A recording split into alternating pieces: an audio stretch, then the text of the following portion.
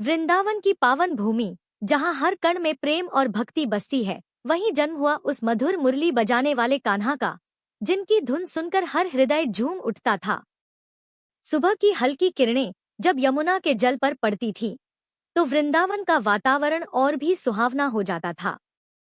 उसी समय नन्हे श्री कृष्ण अपने सखा गोपों के साथ गायों को चराने निकलते थे। उनके सिर पर मोर पंख, पीतांबर धारण किए और होठों पर सजी बांसुरी, उनकी छवि इतनी मनमोहक थी कि हर कोई उन्हें निहारता ही रह जाता। जब कृष्ण अपनी मुरली बजाते तो ऐसा लगता मानो समय ठहर गया हो। पेड़ पौधे भी झूमने लगते, यमुना की लहरें धीमी हो जाती और पक्षी भी चहचहाना भूलकर उस मधुर धुन में खो जाते। गोपियां अपने सारे काम छोड़कर उस संगीत की ओर खिंची चली आती।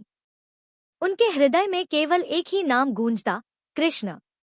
एक दिन जब कृष्ण वन में बैठे अपनी बांसुरी बजा रहे थे, तो उनकी धुन इतनी मधुर थी कि दूर दूर तक उसका असर हुआ। गायें शांत होकर उनके पास बैठ गईं, मोर नृत्य करने लगे और पूरा वृंदावन उस दिव्य संगीत में डूब गया। उस क्षण ऐसा प्रतीत होता था कि स्वयं प्रकृति भी उनके साथ रास रचा रही हो। गोपियां कृष्ण के पास आकर उनसे कहती, हे कान्हा, आपकी मुरली में ऐसा क्या जादू है कि हम सब कुछ भूल जाते हैं। कृष्ण मुस्कुराकर कहते, यह मुरली नहीं, तुम्हारे प्रेम की धुन है जो इसमें बजती है। श्री कृष्ण की मुरली केवल एक वाद्य नहीं थी, बल्कि वह प्रेम, भक्ति और आत्मा की पुकार थी। जो भी उसे सुनता, उसका मन शुद्ध हो जाता और वह भगवान के और